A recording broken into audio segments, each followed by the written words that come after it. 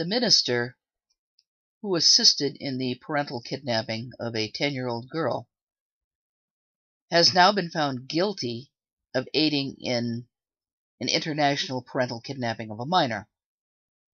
That's the good news. What bothers me is that he hasn't been sentenced yet, but apparently he can only get up to 3 years in jail for this. It seems a rather paltry sentence to me, that you can kidnap a child from another parent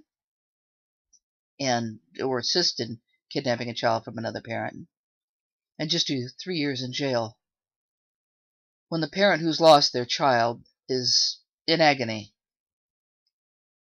The background for this, for those who might not remember, is these two women, Miller and Jenkins, entered a civil union in Vermont. And now Jenkins paid $50,000 for the in vitro fertilization, which led Lisa Miller to giving birth to the child, Isabella. But when the couple broke up, Lisa Miller took the child back to Virginia. She then became religious and tried to deny her former partner's rights to have anything to do with the child. Well, she wasn't doing very well on that account. The courts became quite frustrated with her because she refused to agree with any of the court rulings. And they finally got to the point where they said if she didn't start allowing the child to, visit and without any interference from her, they were simply going to take the child and give her full custody to Jenkins. This frightened her so much, she took the kid and ran. People in the Mennonite community, or a Mennonite community, I know there's more than one, have assisted in this kidnapping and in hiding the child. This pastor, Kenneth Miller, drove Lisa Miller and her daughter to Buffalo, New York. The two of them then took a taxi across the border, and where they were picked up by another Mennonite pastor, they went to Mexico and then to Nicaragua. And in Nicaragua, they changed their names, so they're now, I forget what they're now known as, but Sarah and Lydia. But it's possible they've changed them since then because there's been evidence that they've been moving from place to place, possibly Ecuador, possibly Peru. Our government is still active in the investigation of trying to find out where these two people are, because this is a international kidnapping.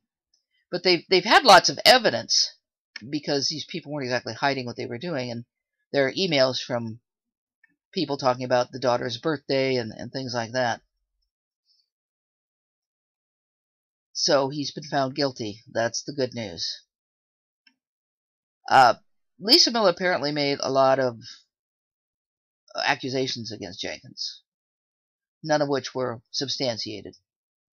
But one of the things I wanted to show you, and you can see this up here on the screen, is this statement. And it says, the New York Times reported that Lisa Miller wrote a pleading letter to the Vermont judge explaining her position. What is at stake is the health and well-being of an intelligent, delightful, beautiful 7-year-old Christian girl, she wrote. Isabella knows from her own reading of the Bible that marriage is between a man and a woman, that she cannot have two mommies, that when I lived the homosexual lifestyle, I sinned against God, and that unless Janet accepts Christ as her personal Savior, she will not go to heaven. So it's very clear to me from this statement that Lisa Miller poisoned her child against the child's other mother. And she also apparently thinks there's nothing wrong with that. I can't help but wonder how she would feel, if the shoe were on the other foot. And what if Janet had become a Muslim? And then wrote a letter to the court saying, well, what we have here is a beautiful, intelligent 7-year-old Muslim girl, and she knows from her own reading of the Koran, whatever that is, the idea that her personal beliefs should be the dominant ones, that she'd be the ones that determine where this child goes, who custody, how she's raised. are just appalling. I feel very sorry for this child. Can you imagine having your one parent poison you against another? And this happens in this country, and not just on religious reasons, but for other reasons.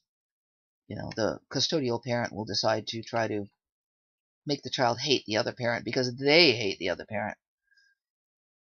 But as I said, I feel very sorry for this child. The only good news is that he has been found guilty.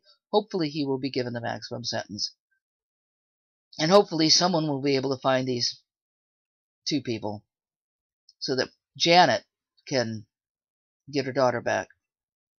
I also can't help but wonder, just sort of as an aside, that it was Janet Jenkins who paid the $50,000 for the in vitro. Since Lisa Miller now has custody of the child somewhere in South America, I wonder if she'd be willing to pay back that $50,000. I mean, she got the kid. Anyway, thanks for listening.